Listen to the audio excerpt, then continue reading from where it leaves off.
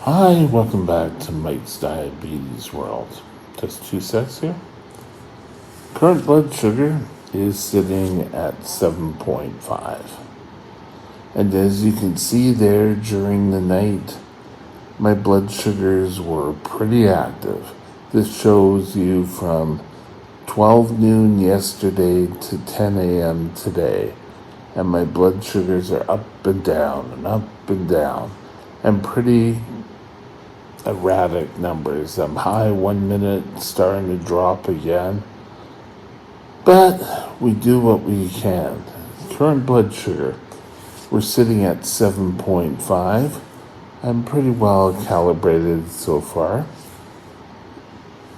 Active insulin, the amount of insulin I still have in my body that's actually doing some job. So if I want to add any extra insulin or correction is going to take place, the total amount that it wants to give me will be subtracted from that figure. So we'll see how it goes for the rest of the day. Time and range, well, this is where it can get kind of interesting. I'm at 100%. Yesterday, my blood sugars were totally within range, and that's an awesome day. If you're not able to get 100% all the time, I know what it feels like on days not to get 100%. But for me, that's a celebrated win. Average sugar is 7.4. So there we go. All in all, looking pretty damn good. Today, I want to talk to you about other people's views on type 1 diabetes. And hopefully we'll be able to get going and have a good discussion on things. We'll be right back.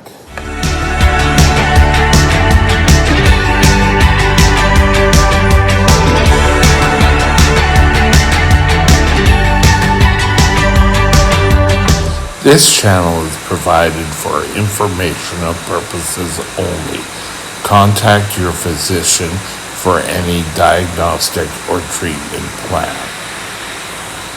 Okay, everyone's got their own opinion about diabetes.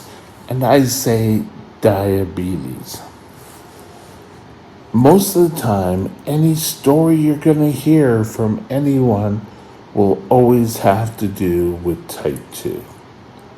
And when you try to explain that you are a type 1 diabetic, it's completely out of the... No, you're just lying.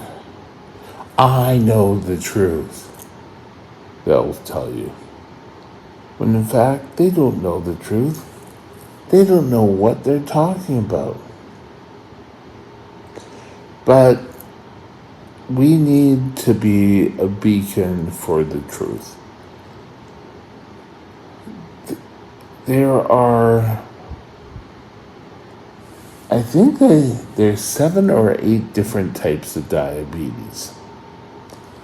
The 3 types that most commonly are discussed are type 1, insulin dependent, type 2, which is not necessarily insulin dependent, can be, but it's not necessary, and type 3. Now, type 2 is the most common type, and people just hear the word diabetes. And I was grade 8 when I got diabetes. In my grade 9 year, I took a cooking class.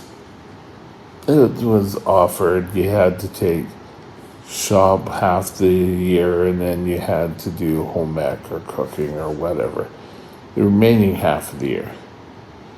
There was a boy who was grade 10, and he almost had me in tears.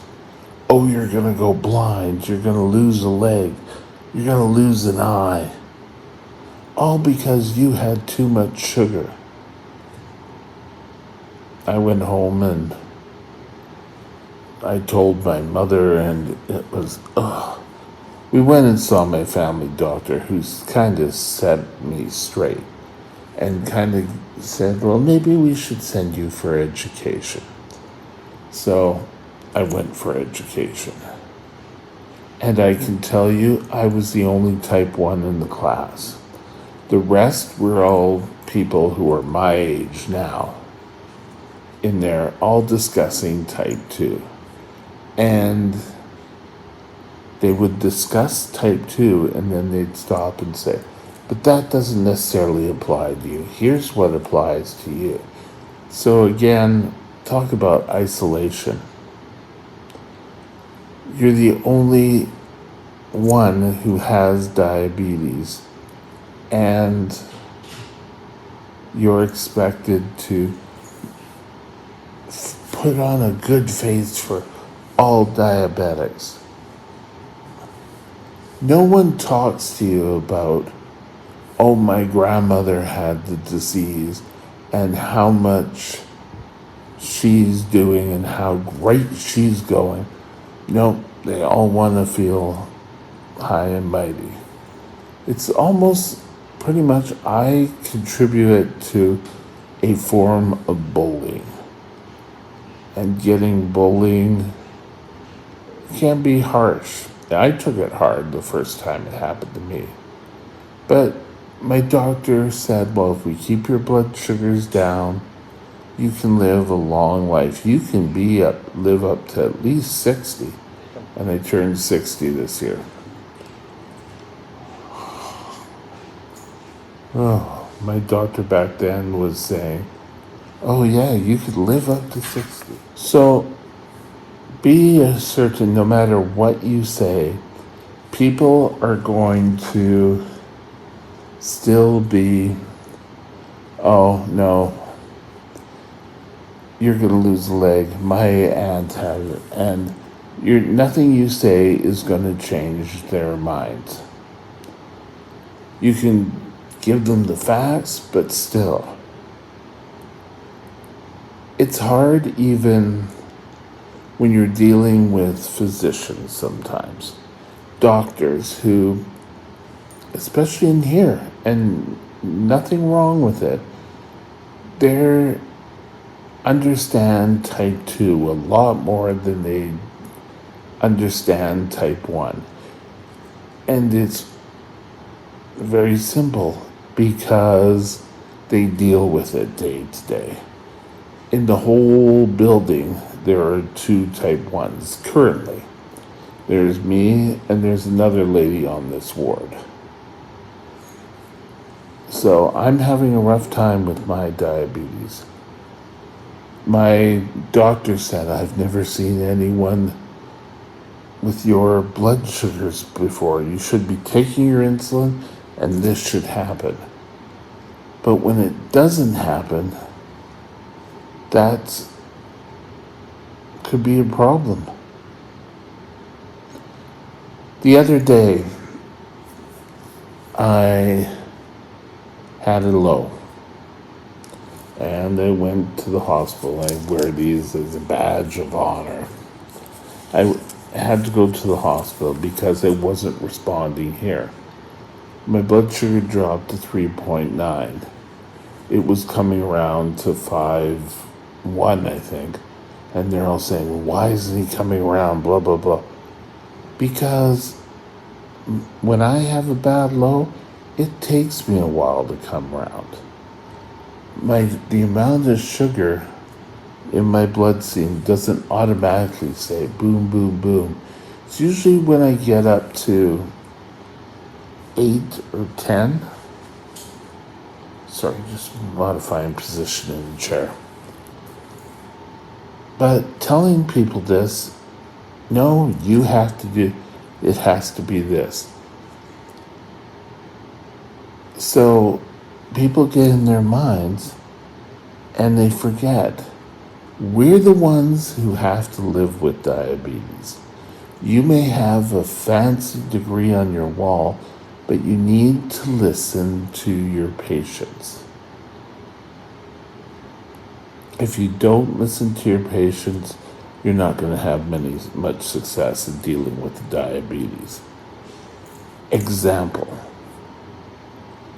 September, I had a bad case of DKA, and my blood sugar kept going through the roof, and I got very sick very quickly. Within 2 days, I went from just having a high blood sugar with no ketones to being flat out and being raced to emergency and moved to an intensive care unit. It happens quick. And in that intensive care, I had a doctor who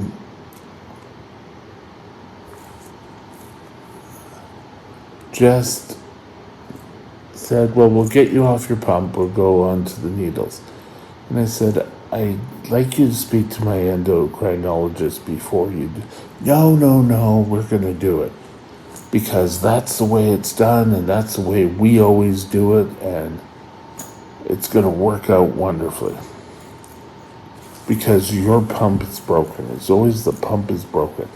They can't understand that a lot of times it may be the person. And I don't mean that having diabetes means you're broken. I mean, for my case, a lot of my diabetes comes from people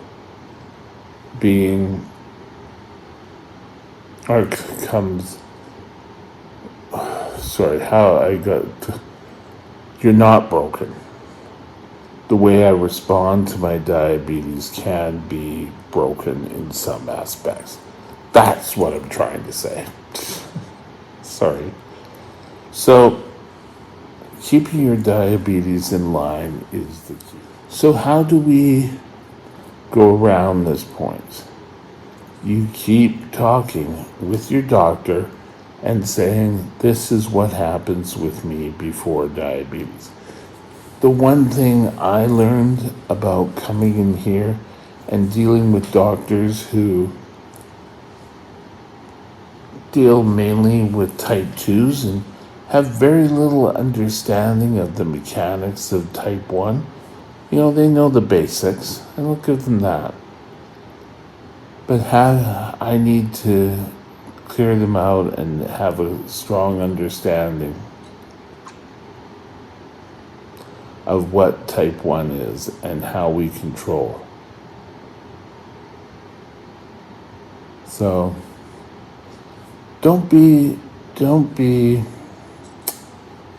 put off by it. You know the right answers to the questions. Even the diabetic who isn't following their routines the best still will know how to handle their diabetes.